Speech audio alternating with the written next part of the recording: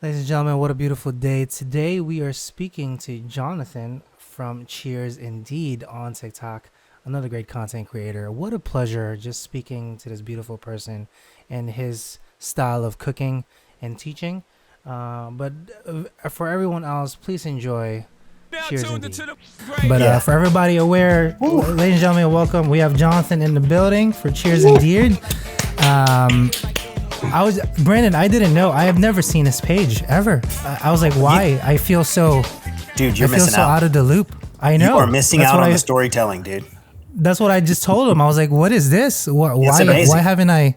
Dude, the fact that he doesn't have millions of followers, the fact that you don't have millions of followers yet. But here's the thing, man. It's like, I appreciate and respect your content. And I can't wait to get to know you throughout this podcast because you can tell by somebody's page and their just how they come across, what type of person they are. You know what I mean? And unfortunately, TikTok is just filled with this attention grab, trendy, dancey, super, I'm going to say controversial topics.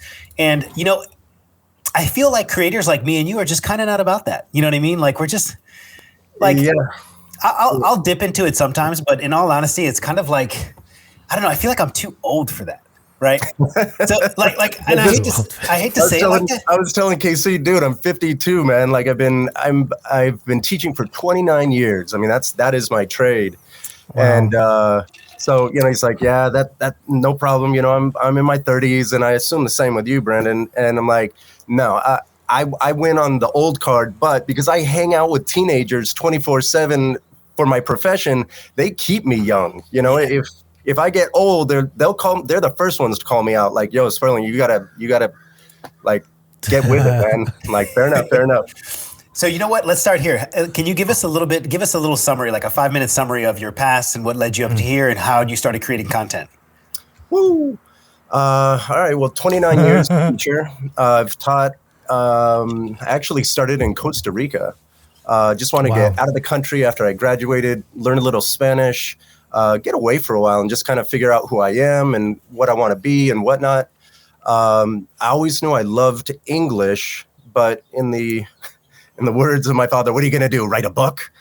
I don't know. I'm going to do what I like to do and figure it out along the way. But regardless, at least I can communicate because English is kind of handy.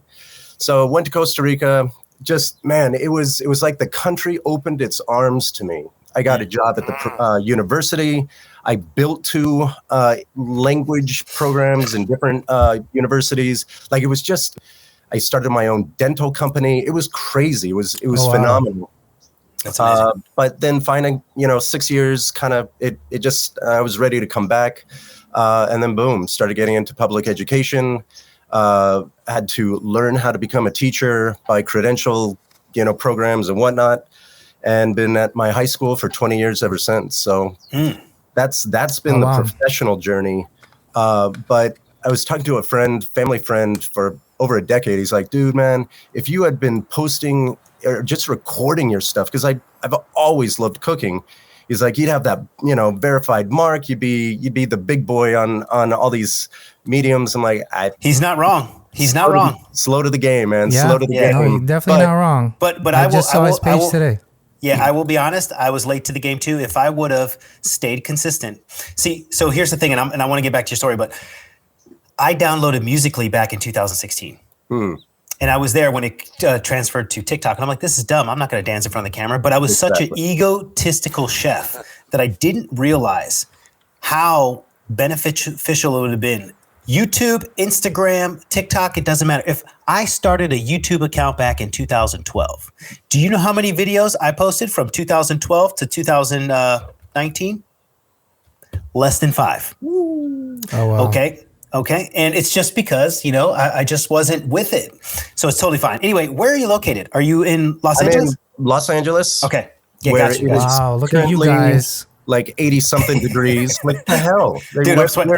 Everybody's in the West Coast. What is going on, bro? Listen, it's 27 degrees here. Okay, listen, I'm going to be honest, and I swear to God, I'm not going to blab on about this, but do you guys follow TK California? TK California? No.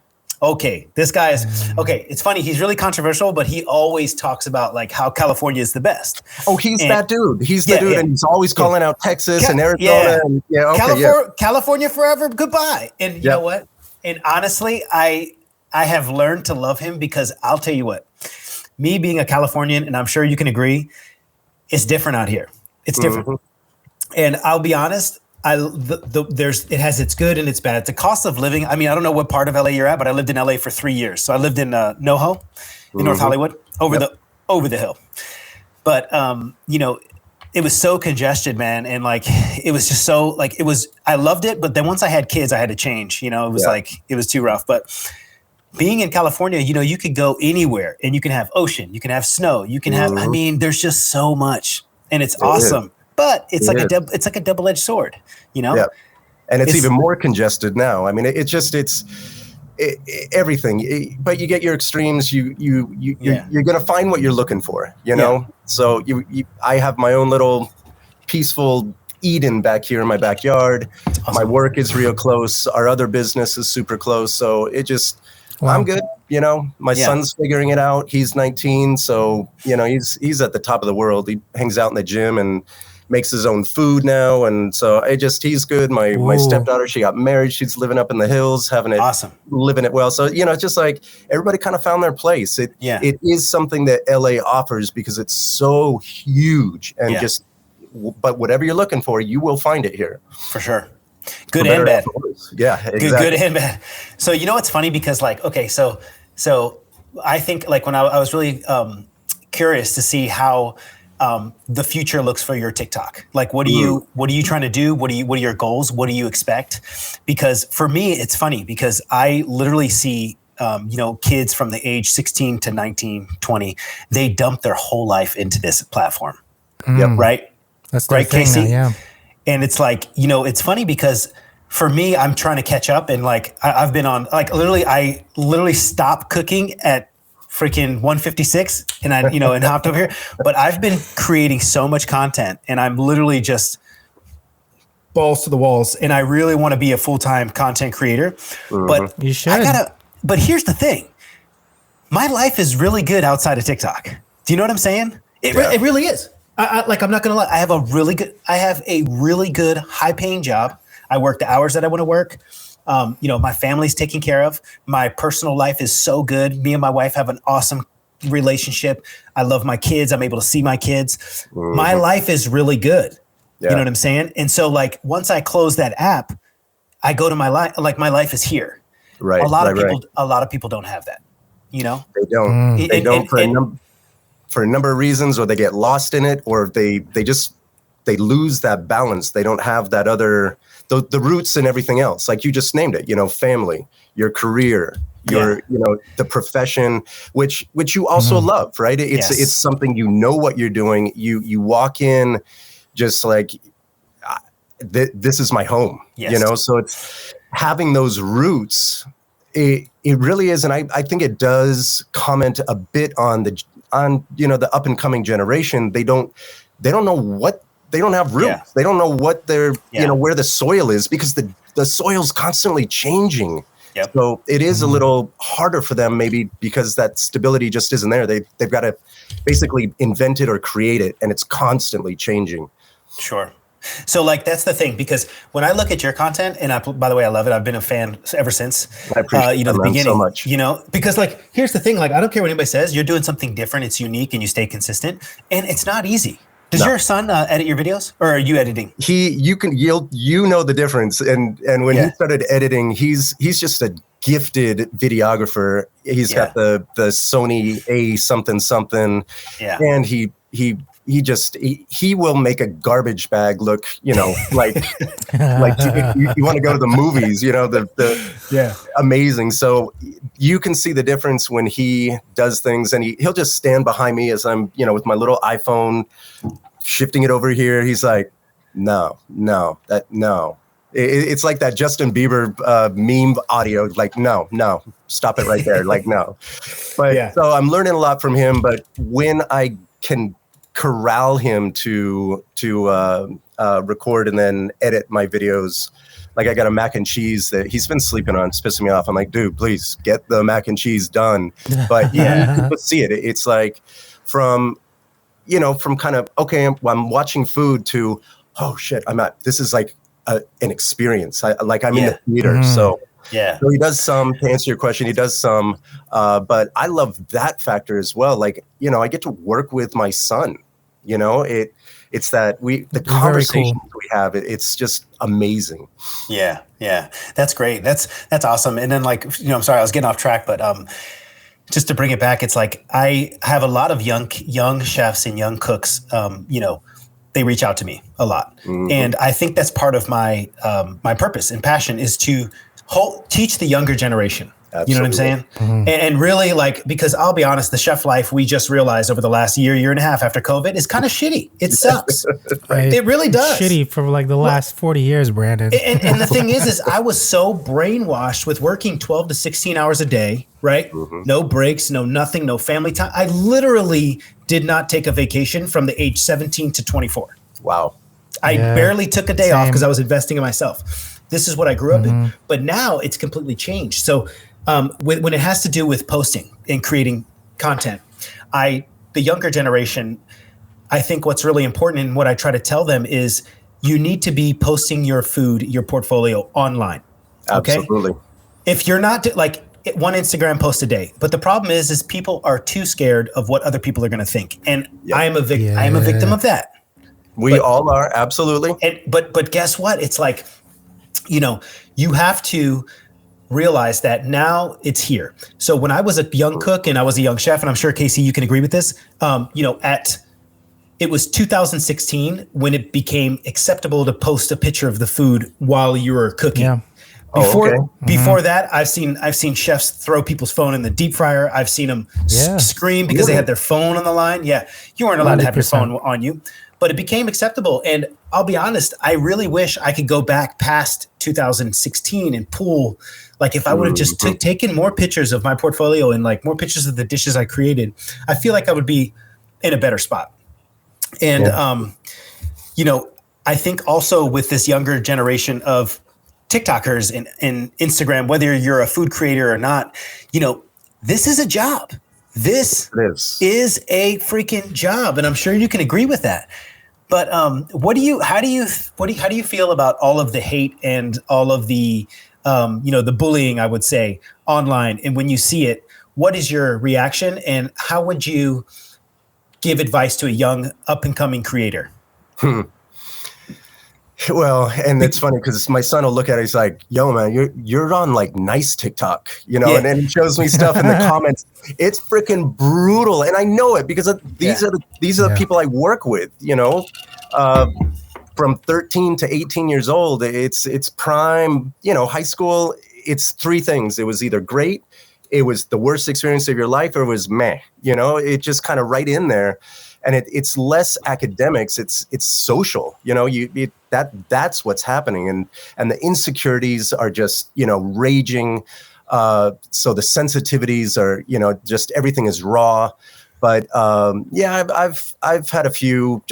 They're just hater comments. And honestly, out of 100,000 comments, it's 3. I used I didn't have any furikake, so I used everything but the bagel seasoning. Oh shit! That was I I racist fucking Caucasian. This I'm like, bro, chill out. It's a spice, man. But then so it can I say one thing?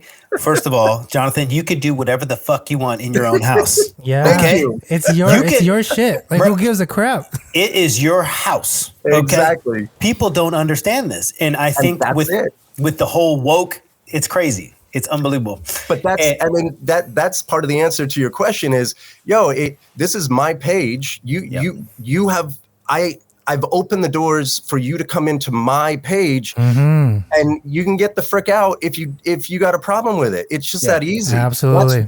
That's one of the kind of the mentality that I have to remind myself sometimes. But at this point, it's just I kind of laugh at it, and really I'm just thinking anybody who took time, because they're probably not following me. So FYP, and scroll and they watch. Yeah. And then, whatever triggers them, I'm like, yo, that's your issue. Like, that's a you thing. And all you've done is really just kind of exposed your weakness, your pain, your issues. And that's you. I don't need to own it. So I do tell my students that it's like, you've got to own you, Yes. but it's hard to tell a teenager that, or any of these, even the, young chef, whomever, they don't know who they are yet. So again, the lack of the roots, the lack of the experience, the lack of the hardship that they need to respond to and grow from, they're not there yet. So it's kind of empty words because they don't have that backbone like fortified yet. They just need time.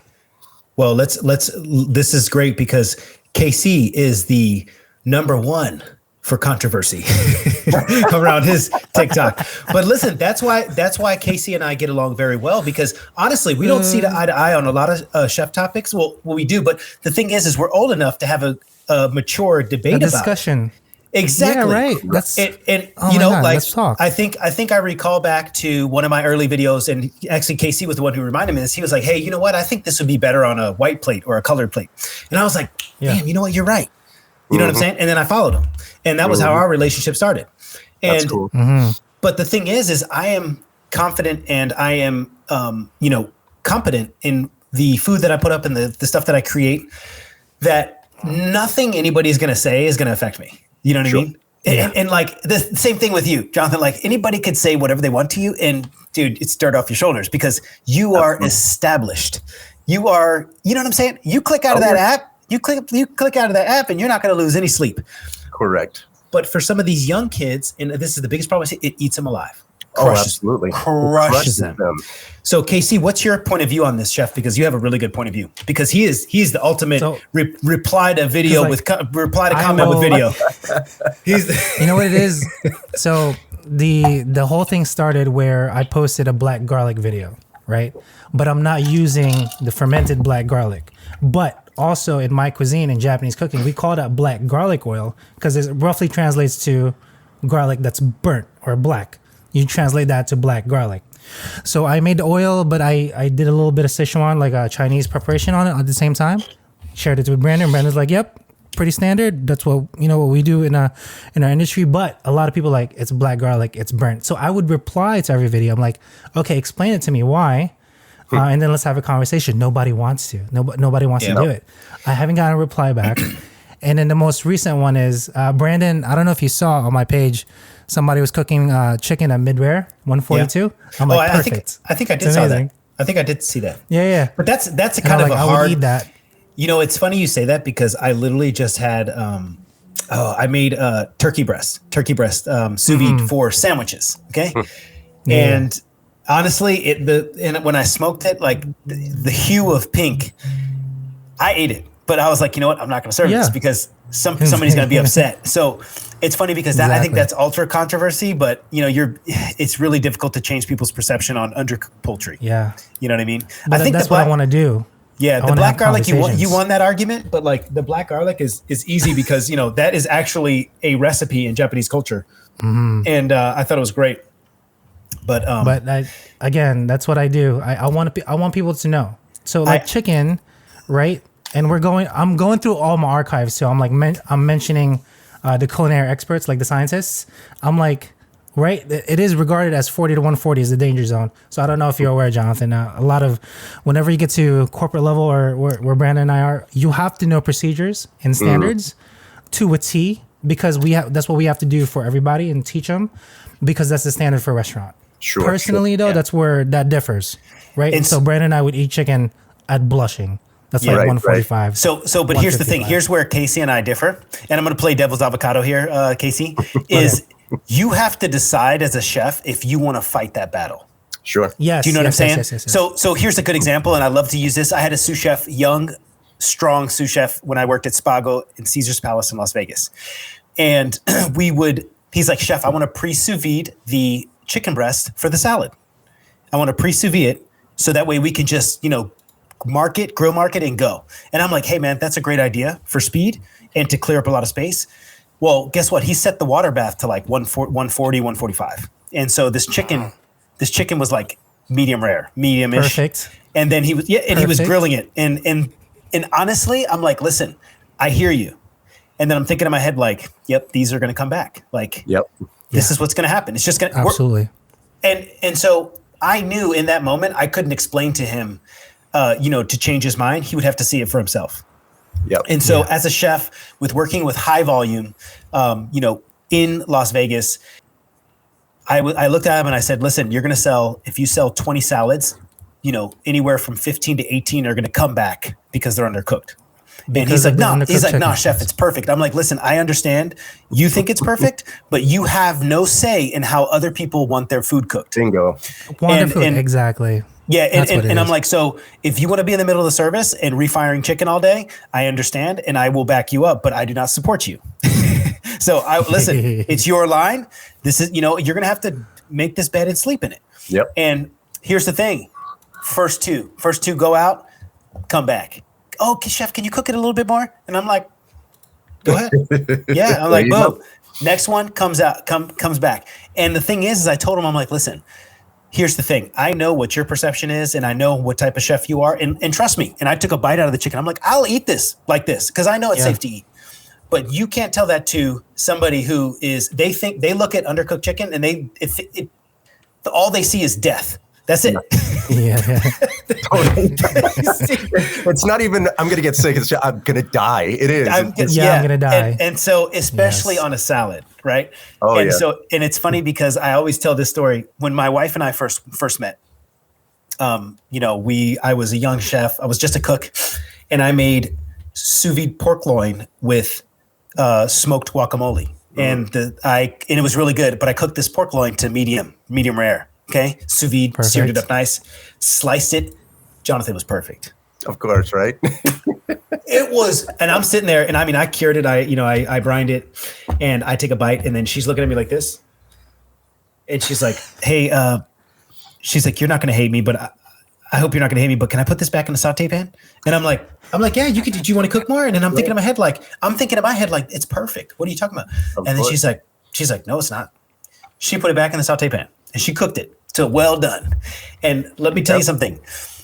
It's funny because she is still team dry pork, still team dry chicken. I cook chicken, beautiful, pink and juicy. Let me tell you something. She takes it, she'll put it right back in the pan and she will cook it until it is dry.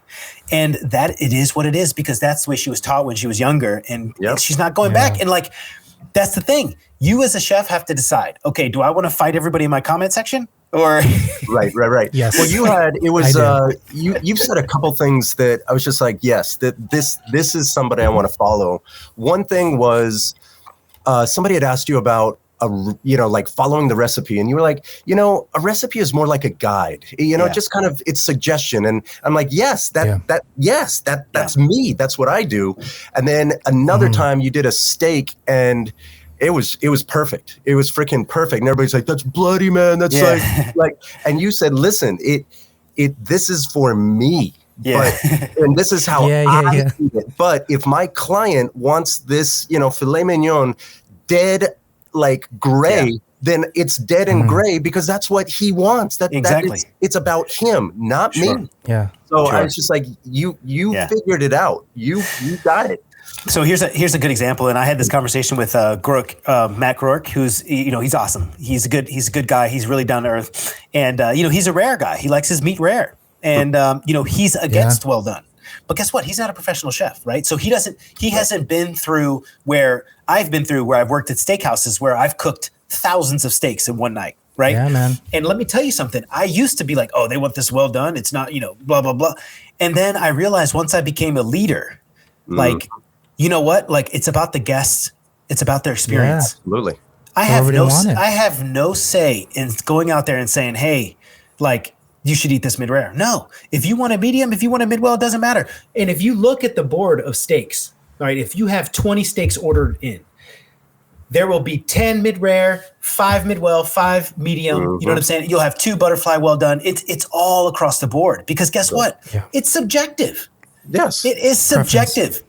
And so I think that's a really good point. And I think I think, Casey, you bring up an even better point, is like people don't want to argue the fact, right? Like, Yeah, exactly. they don't want to debate with you. They don't want to go on live. Like there was a time where I was not going back and forth with the chef, but I was talking to a European chef. And unfortunately, European chefs and French chefs, they're very strong, right? Yeah. And I remember having this conversation because it was about cups and measurements and grams. And I'm like, and so basically he was pretty much like razzing me a little bit because I wasn't using, for liquid, I wasn't using milliliters. I was just using grams. Yeah. Because Grams, it's just easier. Okay. And I know it's not the proper way. Like for liquid, you should use milliliters instead of grams, weighing it. And he's like, it's incorrect, blah, blah, blah. Why are you teaching people this? And I'm like, listen, man, this is what we do in the kitchen. This is what we do because it's easier. Yeah. And I'm like, whether it's right or wrong, it's just like with, with some of my recipes, you'll notice I'll do both. I'll do grams and I'll also do cups and teaspoons and tablespoons just because it's not about me. It's about the community. What do they want? Yeah. And so I made a deal with them. I made a deal with everybody. I said, listen, I'm going to do half and half. I'll meet you down the middle. Fair enough. Some of my recipes are going to be in American, cup, tablespoons, and I will convert them. But then some are just going to be ego driven, where I'm going to be like, no, this is going to be grams, right? Like the pumpkin beignet, the pumpkin beignet one. Like sometimes for me, it's not easy to go back to my old recipes and convert them all. I'm going to do both because then now I can say, okay, we met in the middle.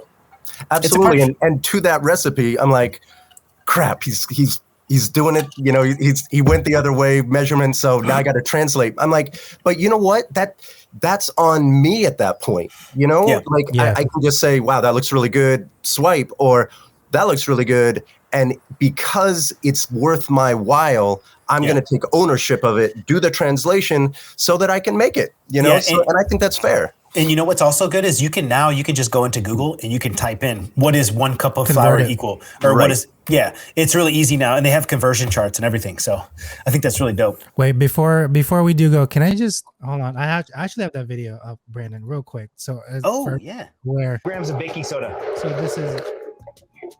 this goes on. CO2 charge goes in, and then we're going to put... So real quick, Jonathan, this is unnecessary, just to let you know right now, okay? This is a third step that is not needed, but it fully aerates the contents inside. It makes it a fluffier this product, in the fridge right? for about an hour. For the pumpkin filling, 100 grams of homemade pumpkin puree. And then his recipe for the pumpkin filling, ridiculous, unnecessary, but it's branded. 18 grams of maple syrup, 20 milliliters of milk. Mix. We're going to add 0.5 grams of xanthan. Now, and that's my only critique. The 0.5 grams of xanthan. That's what I'm saying. Like, it has to be, but that's where it becomes so specific. Because if you go over on xanthan, it will just gelatinous and it will just become too gummy. Yeah. Right. That's my literally the only thing about it. Yeah. Take in mind, I scaled this recipe down from like a restaurant style batch. But here's the thing: you make a great point, Casey. And like the thing is you could get away without using the ISI. You could get away without using, you could just put pumpkin puree in there and call it a day. Correct. But what separates, me from a home cook is these little nuances that make that pumpkin, like I made the pumpkin puree, homemade, right? And the pumpkin puree video got 0 views, which is fine. Because I think the takeaway is, I don't know about you, but like if the video gets 1,000, then I call it good and I move on. Exactly. I'm like, okay, I'm good, whatever. But I realized that, these videos are important for reference because I'm not a big fan of using pumpkin puree from the sweet pie pumpkins that you see in the grocery store, the Halloween pumpkins, only because you can yield a better product. So by using the combination of the sweet potato, the kabocha squash, and the butternut squash, the flavor is just amazing. So some people see pumpkin puree and they're like, yeah, it doesn't taste like anything. That's because, you haven't had true pumpkin puree. Right. Yeah, and if there's nothing wrong with the Libbys, but with the Libbys, it's so waterlogged and there's no sugar, there's no salt, there's no nothing, and it's just straight pumpkin puree. Yeah, and exactly. It's steamed, and I think this is the biggest issue, right? So when you roast it, you're concentrating those flavors, and these are things that some people just don't realize, or they're not going to go the extra step to make this happen. Yeah. Exactly. And again, Brandon, I was cracking up when I saw that. Casey, you're straight up, man. you were on a live, Brandon, and you're like, hey, give me some ideas. And I'm like, yo, I just bought an ISI, and I'm like, okay, this is the guy who can show me some fun tricks. Dude comes out like total flex. I forget what it was. I'm just like, oh, hell no. I am not ever in my life making that. Like, oh my God, that looks beautiful. But no, not happening. I think it was the tomato. I made that video just for you. The tomato. It looks so amazing. I'm just foam. like, yeah, no, that's not happening. I'm like on my level. Bring it down to my level. You know what would be good is I should repost is the hollandaise, the ISI hollandaise. So basically with the ISI canister, what I think the best thing to make to start is cream. Make whipped cream. Okay. The best thing to start with. It's so easy. You got to get comfortable using the actual equipment. But Casey made a great point. And see, Casey's a chef, so he can dissect that recipe, the beignet, and you don't need it. You don't need that. But what I don't like about beignets sometimes, especially when you're in a higher level restaurant, is how inconsistent they look. So here's the thing. You have to make the dough a little bit more firm so you can cut it, right? So you can cut it into good shapes. But then what you end up sacrificing is the texture. So this beignet that I made with the ISI, it's so aerated that when you go to bite it, it's like a crispy marshmallow. It's unbelievable. And it can't be replicated. But here's the thing. You don't need the ISI. The ISI, all that's doing is expanding the dough, the batter even more. And it gives you a point of control to point into the fryer, which I think is great. But see, those are the toys, my wife is like, you don't need it. We don't have any more space. We don't have any, like we are remodeling our house so I can have a bigger kitchen. You don't understand. Like I need these toys.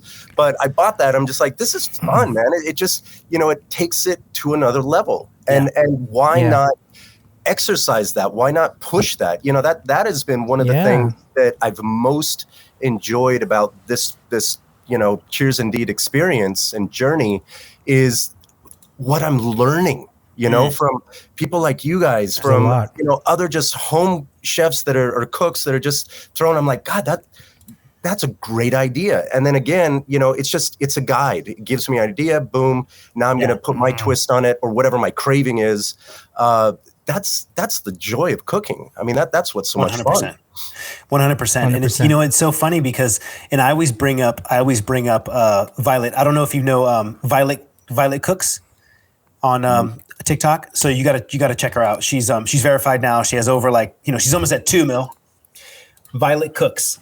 I'll check that out. I think she's a great example, and I always bring her up because I don't know if we started out together, but we had pretty much the same following, but she got so much freaking hate, man. On that salad, right? Hold on.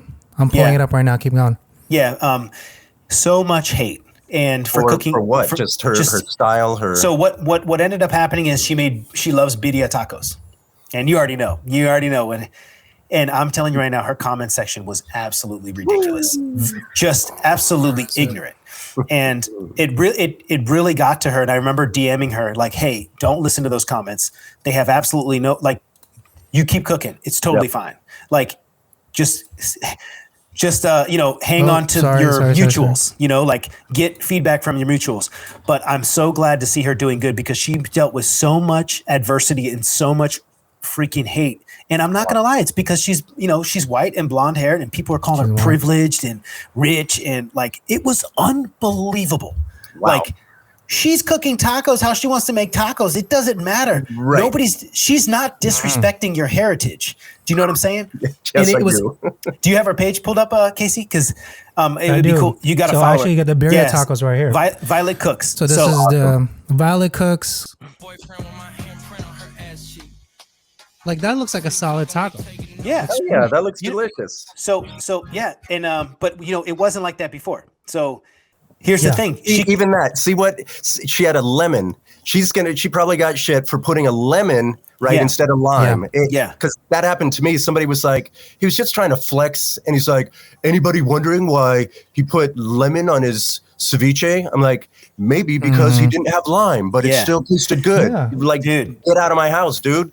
Yeah, I mean it's crazy, and so it's funny because I always use her as an example because she was able to persevere through the hate. Good for her, man. Because she made a post, and I could tell that the comments were really getting to her, and I totally get it. You know, she's young, she's in college, and you know she doesn't have life 100% figured out yet, and so this is what I'm talking about, like.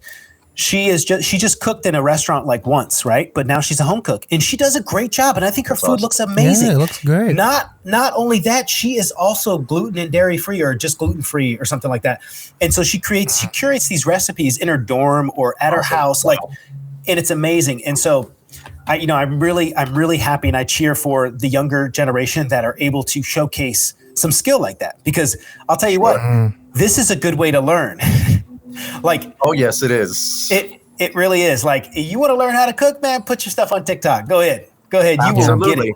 You know, but kudos to you for just seeing that and recognizing what was going on in her head, and throwing out the DM, just like, keep going. It's that mentoring spirit that in your world of cuisine, the kitchen, cooking, that's just part of your nature. And it. Some people will see it and just kind of not activate, not be a participant, and kind of to your point, Casey, everybody's a weak, a keyboard warrior, and then you call them out like, hey, keyboard cooks. It's not personal, but let's talk the issue, and they're gone. They ghosted. They're gone.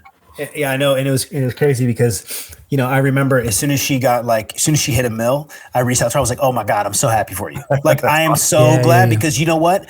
All the people that were hating on you, all of them, absolutely. I don't care what anybody says. Shut them up. And like, here's the thing: I'm like, I know that outside of the app, right? Like, let's be honest. If you go to the gas station, like, nobody's gonna say, "Oh, cheers, indeed. What's up, man?" Blah blah blah. We're not at that status yet, but what I'm saying is, inside the TikTok world, I reached out, like, even when Sad Poppy hit a mill and he got verified, I reached out to him, I said, "Listen, bro, I am so freaking proud of you. I don't think any other chefs outside of TikTok are going to say this, but I truly am, because I know what it takes. Yeah, I know what it takes, man. I know what it takes, and consistency is key." And I remember when Sad Poppy was at 70,000 followers. I remember when he was at 90,000 followers. I remember, you know what I'm saying? I remember him, like. And it's crazy because, like, it's kind of like in our chef world, like, I don't want to say it's shunned on, but it's kind of like it's kind of frowned upon. You know what I mean? What's the really TikTok doing the really TikTok bad thing, or TikTok and social media in general. But now chefs like myself are, getting smarter. And I had to tell one of my chefs the other day, like, you can say whatever you want, like, drink the haterade, but guess what? Yeah. Guess what? Haterade. If you are I would argue right now, if you are a young cook, 20 to 24, and you're working at a restaurant that pays you fucking minimum wage, arguably you can make more money off TikTok. Oh, yes. Hell yeah. Absolutely. I charge $2,000 for a 60-second video. And I want to be transparent about this. Somebody wants me to do one of my questions. I was going to ask, at this point, like, what do you have a rate? Do you have? Yeah. So just to be transparent, like, Anilon reached out to do a partnership on a pan, but I'll be honest, I leave money on the table. I don't do sponsorship videos. Because I don't want somebody telling me how to film. And, you know what I'm saying? But listen, I got to be honest, dude, my inbox is full of people wanting to work and collab. And now they're looking for micro influencers. So people like that have under 100,000. Yes, because they think the posts are going to be more genuine. But here's what I was getting at. So for the 60-second video, I got paid $2,000. And then there was a couple other offers, which is, it's honestly, it's a good start, right? Sure. But here's the thing. It depends on what it is. And this is how I define it. So basically, if you want a cell phone video, then I'll do it for a lot cheaper. But if you want me to whip out the Sony A7 III and, have because I have an editing team now. So I use an editing team to edit my videos so I can pump out more content. Oh, nice. It's really nice because, I think when you're running a business, you have to see, where you're optimal and where you're not optimal. And I'll be honest, creating the content, no problem, right? I can create the content. I can do the cooking videos. I can write the recipes. But man, when it came down to editing that 4K footage, forever. It's painful. 4 to 6 hours for me to edit a 60-second TikTok. Right. And this editing team, dude, they eat it up. No problem. And I think it's great. I love that. Yeah. I mean, I over the summer, during the pandemic, it was a no-brainer. Like I've got nothing else to do. This is perfect. Yeah. School kicked in, and that's when I told my son, I'm like, yo, I'll hire you. I'll pay you per video. Like, help me out, because I've got this other profession called my life as a teacher. Yeah. And he's like, yeah, I got you. It's called teaching. A little flaky, but that's okay though. It's family. Right. But it's family. Oh man, that would be amazing. Because when my wife is like, "What's Cheers Indeed gonna make for dinner tonight?" Like, well, I don't know yet. Ooh. And then she's like, "Is it done yet?" I'm like, "Hey, I'm filming." It adds another 30 minutes to the whole process. She's like, "Wife, hungry." I'm like, Cheers Indeed is in his moment. Give him a sec. It's really hard. Third person now. And also, just as devil's avocado, I want to mention this to all young cooks and creators out there, whoever's listening. I know we don't have that big of a following on this podcast, but I think what's really important is know that if you're looking to make money off of posting sponsored videos, keep your content clean. That's all I can say. Yep. Keep your content clean. That's the second thing.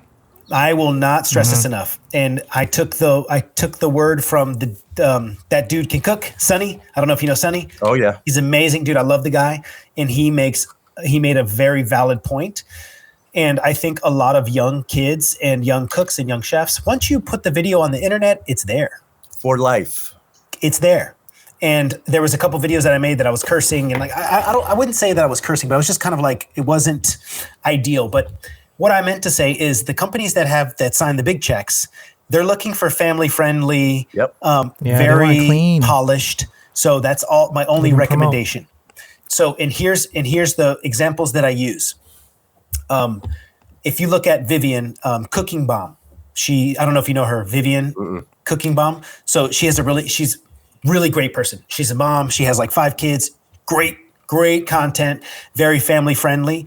Well, let me just put it this way. She secures the bag a lot more than my amigo Pasta Bitch, right? Mm-hmm. Pasta Bitch, right? Look, hey, great. I love his channel. Great channel, but you don't see him doing any sponsored videos. It's not going to happen. He has one sponsor. It's called Bang. Now, if he's making money elsewhere, great. But I'm telling you right now, I think it's really important to note that just be careful. Sure. If you want to go that route, just make sure you fall under comedian entertainment, because then you're clear. Absolutely. And isn't YouTube, like my son always tells me that YouTube is super strict now. I mean, they've got filters everywhere. And like you said, if you it's strange, but once you do go into the social media world, it is about you, right? As I'm cooking for myself, and I'm throwing in my spices, whatever I have, whatever I can find, whatever I have in my, mind. But I recognize once I press post, it is going to clients. It is going to audience. And so there, compromise is the key word. You got to kind of play that line of be yourself and do you, but understand that once it goes public, they now own it, and they can put their opinion on it, and you can take that or leave it, but it is totally within their right to make an opinion. And you gotta be okay with that. Yep. And so that's the one thing that I just wanted to get that out there, because I'm sure you can agree. Cheers Indeed. You can see it. Like we see some of these kids, they come out with these videos when they're in the college dorm room, and you don't want that on the internet. Let me tell you. No, and then, I mean, that's my, again, my clientele, it's a classroom, and everything, they are so freaking fast with their phones. I mean, before I can even grab my phone, they're recording. I'm like, how do you even do that just with your fingers? But everything is, live, and everything is recorded. I'm like, please remember, you want to go to a college, you will want to get a job, and people are going to look. They're going to look. So it's funny because I was going to ask you, what is the cell phone policy at your school nowadays? I'm curious. They have tried, man. They have tried. He laughs. He's like, everything. I'll say it like this: the realistic teachers, and I'm going to throw myself in that pool. It's like, listen, we have a job together. You have come to my class. I have come to my class. We have a job together. This is the lesson I want to do. This is what, I hope you will be aware of, or I hope you'll learn at the end of the day, end of the week. If you need to make a call, like if you need to send a text, then do that, but multitask. But you got to read the room. If this is kind of a serious moment and I need eyes on me, like watch me do this, then that's not the right time for your phone. So I think they appreciate it because I'm treating them like the young adults that they are. Sure. And it's just don't piss me off. Don't be rude. It's like literally if I'm, we're talking, I'm like, bro, like what you are not here. And that's kind of disrespecting me. So I just put it in those terms. Like we're all about trust. We're all about respect. We're all about, mission accomplished and being smarter today than we were yesterday.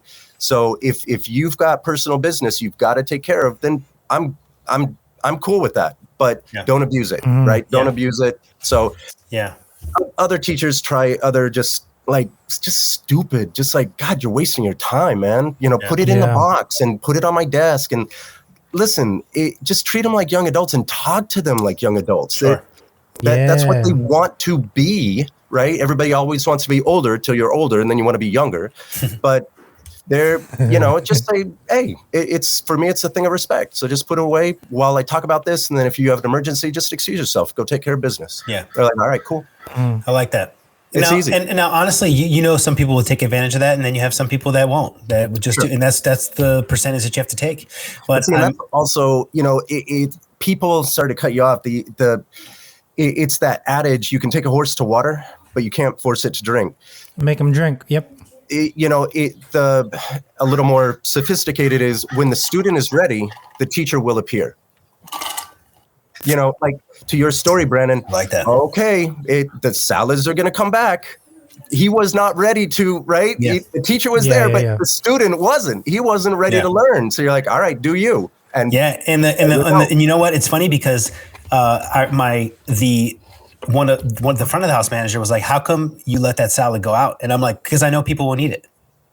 Yeah, I know it. Do you know what I'm saying? Yeah. It's like, I know, but what if somebody would ate it and they would have got this? I'm like, listen, it didn't happen. You are assuming and you're pretending right now. Right. But trust me, everybody checks to see if chicken's cooked, bro. Right? 100%. Totally. Listen, 100%. I thought I was going to die one day because I was in culinary school and I bit into a frozen raw chicken finger. So KC, the oil was fresh, like super fresh. It was super hot. And I dropped the chicken finger and I didn't know it wasn't finished cooking. Dude, I took a bite out of this thing. Did you almost panic? Yeah. I would have eaten it, by the way. I freaking had a heart attack because, this was before I became a chef. And I was like, I'm going to die. I'm in school and my anxiety was just building up. I didn't know, and it was so funny because I remember the chef instructor was just saying, you're going to be fine. It's going to be okay. Just you spit it out, right? Okay. And I was like, no, you don't understand. I'm going to die. Because see, here's the thing. Here's the thing. My mother is also vegetarian. So growing up, I barely had okay, I'm not going to say that I didn't have meat, but it was limited. You know what I mean? We had, unless my stepfather was cooking, and then, his cooking wasn't the best, but that was my mindset. So I totally understand where everybody's coming from, with the chicken thing. Absolutely. Listen, I'm the kid who grew up with Rocky, who, would wake up, crack, 6 eggs in a glass and chug chicken it down, and drunk it. Or my mom's making, cookies with the egg beater. My sister gets one, I get the other. Raw egg, raw flour. Fine. I'm fine. And you're fine. You're still alive. Dirt, Exactly. So people are freaking out. I'm like, you're gonna be fine, man. Chill. Yeah. That's funny.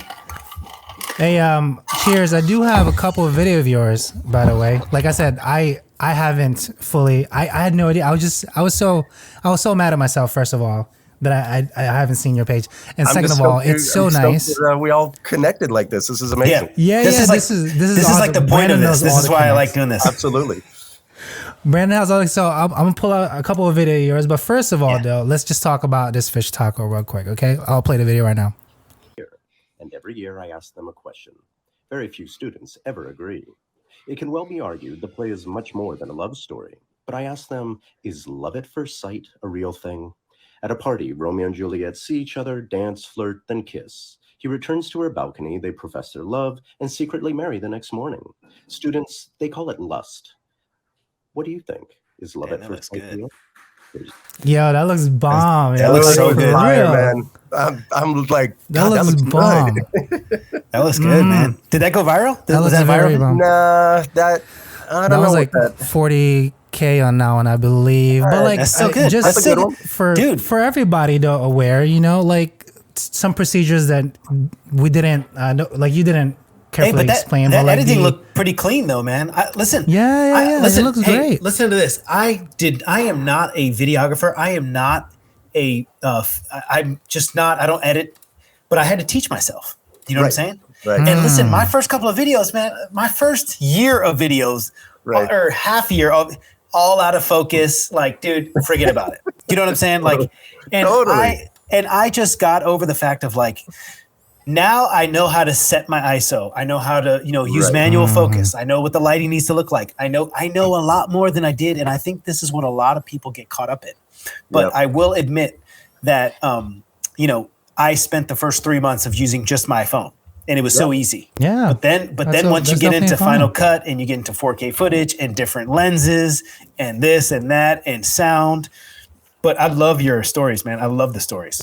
That's awesome. I think appreciate It's that. like it's so good. It is that learning. It's appreciate that learning that keeps you alive, and Yeah. and and it's funny. And to the folks out there who are thinking, how do I start or what do I do? It didn't go viral, so delete it. No, that is your growth. Like Yes. Why Yeah. do we look at pictures? Why do we look at pictures? Because we want to see where we were, last year, 5 years ago, 10 years ago, and kind of subconsciously we're aware of where I am now. Yeah. And you look at not just that moment, at either end of the bookends, but the process of that's where I started, and now look where I am today. Like that's growth. Yeah. I learned that's the process. That's the joy of life, man. You know what? I will. I had this conversation with Marco Woodfire Whiskey the other day. Yeah. I actually prefer not to have a viral video. And I know that sounds counterintuitive because we all want one. But let me tell you something. You know what comes with a viral video? A lot of followers that you do not want on your page, man. Right. They're not there to follow you because they're invested in you. They just hit the follow button because they like your video or whatever, but they're not truly part of your community. And unfortunately, you know who loses out is the community, because then you have to respond to all these comments and you got to blah, blah, blah. And it's like, I told Casey, like, if you ever have a viral video, you need to ride the wave, meaning you need to post, you need to double the post, you need to reply to every comment, because this is the way you can grow your account for sure, proven. But the thing is what I realized is like sometimes the engagement goes down, and that is not good for sponsored videos and sponsored posts. So like if you have over, you can see it. You see accounts with millions of followers that have a video like I have with 10 or 15K views, right? Yep. And so in retrospect, when companies ask for your engagement, they look at this, right? And I was going to ask you, were you sponsored by the Hexclad pans? Did they send? No, actually, they were at Costco. I'm like, those look fantastic. I bought them. It was kind of an upgrade, of just, equipment. Really enjoy them. But it's interesting. I met them through TikTok, and just started, tagging them, and they've been really responsive, like really, really cool. And so they asked, would you make some videos, blah, blah, blah. And I did. And then I guess the real marker was I won that they were getting a big sweepstake thing. That's the video I saw. Yeah, that's the video I saw. Yeah. And my son made that one. Nice. That's why it's all like lighting and cool. But so that kind of cemented our friendship, our relationship. But nothing officially sponsored. Gotcha. Although I wouldn't mind a pan from them. Yeah, but, right. Like at this point, but you talk community, and they're part of my community. They support my videos. They like them. They comment on them. Especially when their products in there. Especially when of course. And so like the thing is funny because like I think that's what more creators need to talk about is utilizing product in videos. And my only recommendation, and I should have done this before, is you don't want to do videos in exchange for free product. So just keep that in mind. Correct. Because you know what, companies will take advantage of that. And I made the fatal mistake of signing up with this app called Billio, and it was such a waste of time. But I just wanted to do it because I wanted to try it. But Sure. basically, where you get sent product and you make a quick video and post it, and you give it back to them. Sorry, you give it back. So you make a video and you give it back to them, and then they post it and they pay you. Like it's a small amount, like I think anywhere from $50 to $100, but it doesn't have to be a high quality video, and it's only like 15, 30 seconds. Yeah. But then what I realized is like they would push the video back and ask you to do other things. You know what I'm saying? Like, oh, can you change this scene? Can you do this scene? And I'm like, yeah, you know what? No. You know what? Done. No. We're done. Red flag. I was going to partner with the salmon company. The same one that if you look at Cho, that Cho's doing? Cho's, yeah, the same company. And I'm like, you know what? I need a salmon purveyor. I'm looking for something that's local, blah, blah, blah. And I think it was a good price too. I forgot what they offered, but I was just going to do it because I wanted the connection. They sent me an email.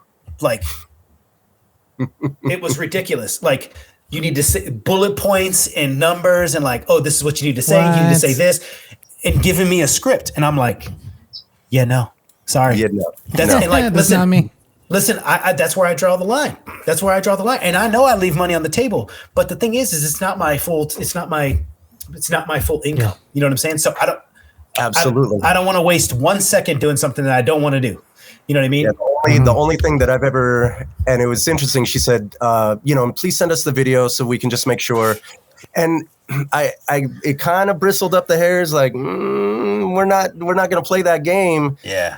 Because I'm also in the same spot. Like I'm a professional teacher, that I have a salary. Yeah, you're doing something else. Like this is, I don't know where, this Cheers Indeed is going to take me. And I'm okay with that. I'm enjoying the journey, but I got roots. I'm good. Like you want to push back. I don't need that set. I don't need it. Yeah. So we're done. But it was pretty mild. And I think they just didn't want profanity or something like that. Okay. I'm like, hey, if you love my videos so much, because all emails start that way, we love your video. Of course. Dude, you haven't watched my videos. You haven't watched any. It's like, then you know who I am. Yeah. Because like you said, that's who I am. So I tell stories. I make food. But you want to be in the driver's seat. You know what I'm saying? That's how I want. That's me. So when I shot that Analon X video, and I'll pull it up again. I'll promote that pan. That pan is great. And it was truly genuine. It was natural. It was truly genuine. The pan is great, but it was such a good partnership. You know what I'm saying? Because they were like, no, chef, you do your thing. Send us the video. They, send us the video, and they were like, and I was like, okay, but give me 2 weeks. I want to test drive the pan. And I did test drive that pan. Yeah, exactly. And I mean, I test drove it. And so I was genuine about it. And I made this video. It was genuine. I felt really good about it. They loved it. And they loved the quality of the video and the edit. And I think that is what a good partnership for a sponsored post is about. And I think that's what my only recommendation to the younger generation is just don't just throw these videos up just because you're going to make a quick $100 to $500. Yeah, don't do it because your community will see that and they'll see right through that.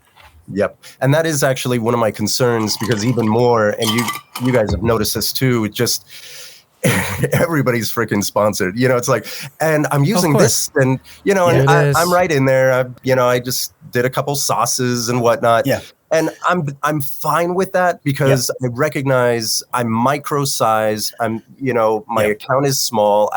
I'm okay with that relationship because I'm getting my feet wet. Yes, and I do have my eyes on a bigger prize. So it's good for the experience. It's good for the lingo and the the communication, any negotiation. Yeah. But you take it just for that. Yeah. That's not the end all be all. Yep. For sure. Yeah, I agree with that, man. That's why what? That's a good point. That's a great point. Hey, one more video. So I'm on Cheers stuff right now. Might I just add, this is a beautiful looking bread. Okay, so we're going to do your focaccia real quick. I'm going to play it right now. This is on your stuff. Did you do something illegal? Your fingers in there. If you smoke marijuana, for example, in a state where it's legal, should you be banned from the largest stage of athletics, even though you are the third fastest woman on the planet? When should we break from the rules to change policies and percent? Right there. Can I just... Beautiful. Nice.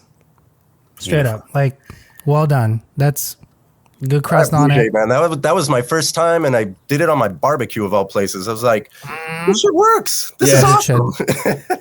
Yeah. Amazing. It's fun. It's so much fun.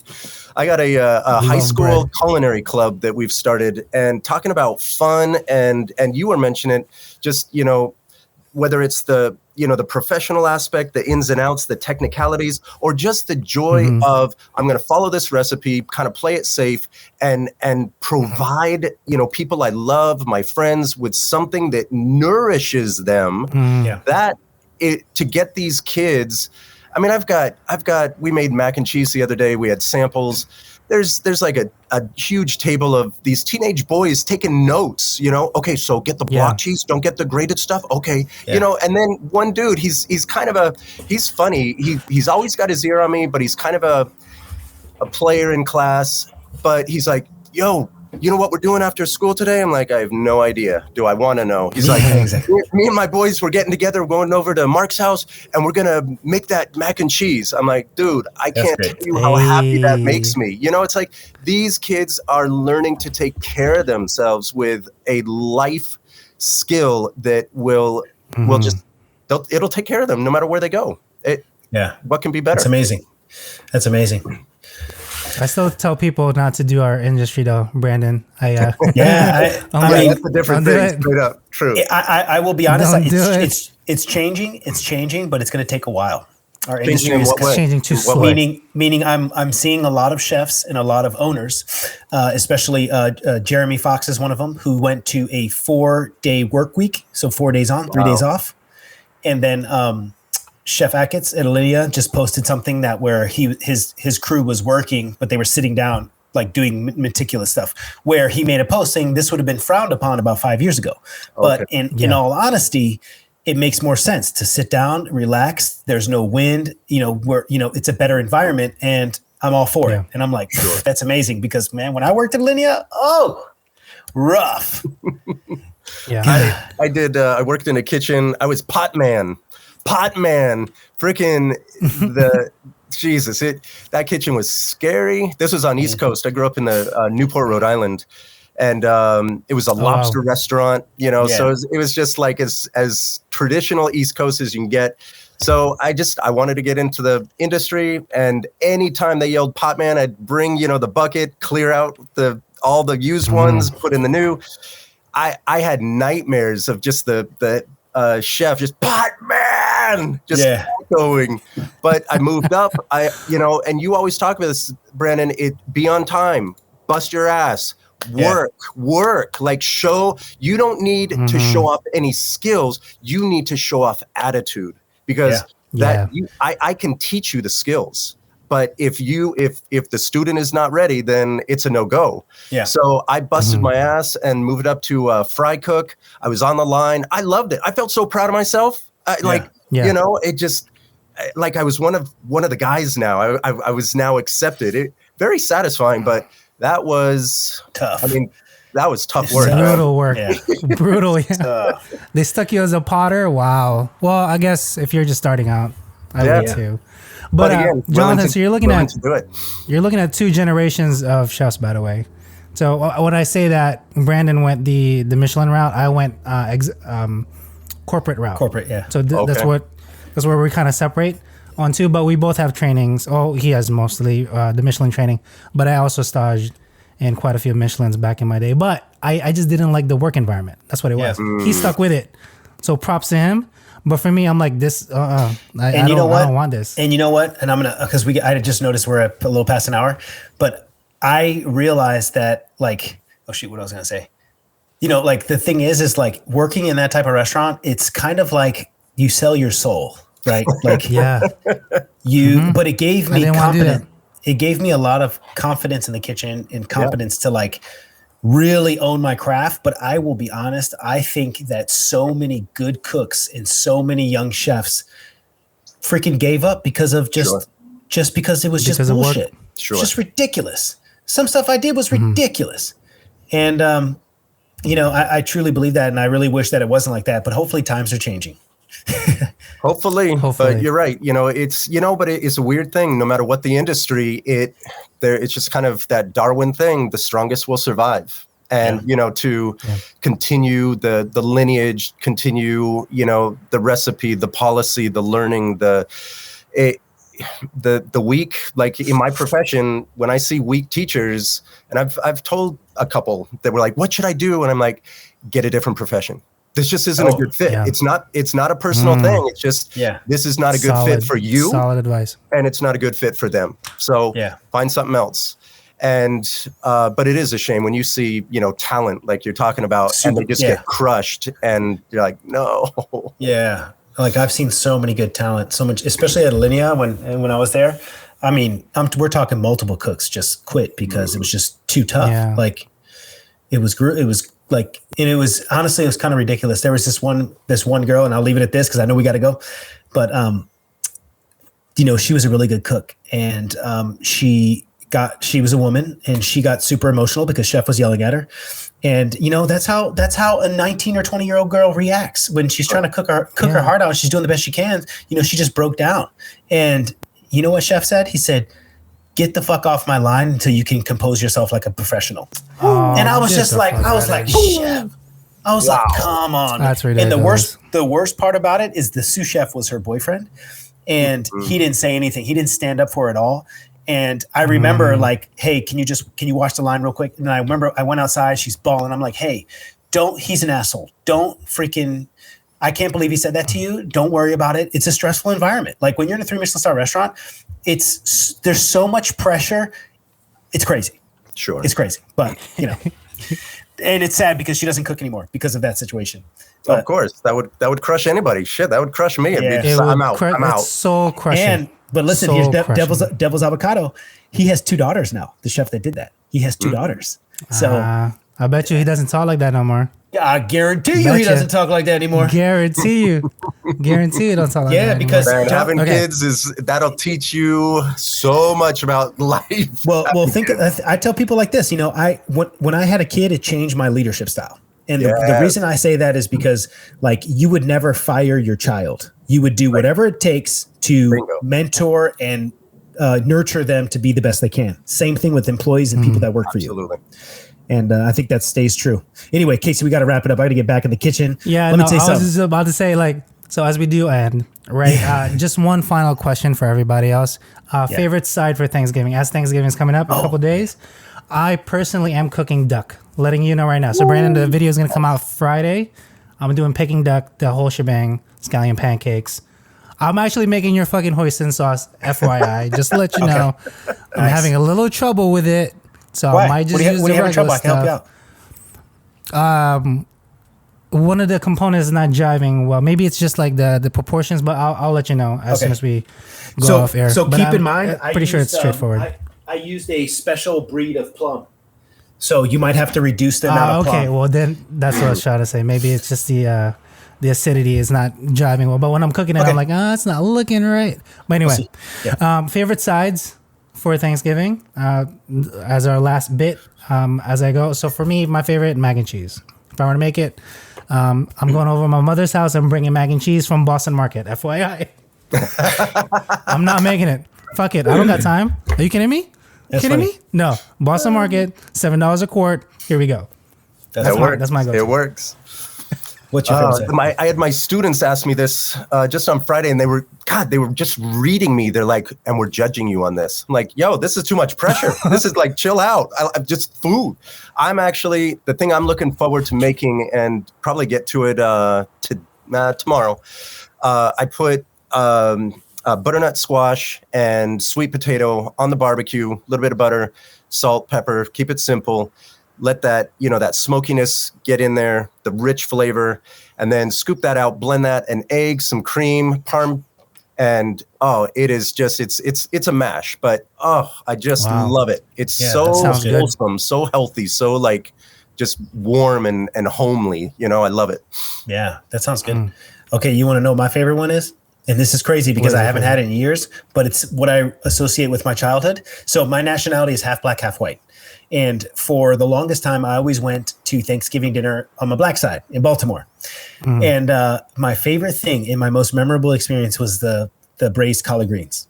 Ooh, I was about to say collard greens, baby. With the ham hocks seasoned with regular With the white hanks. distilled vinegar. Yeah, my favorite. I love it. Every time I think about it, it's like my only like childhood memory. I remember looking at this like puke green, you know what I'm saying?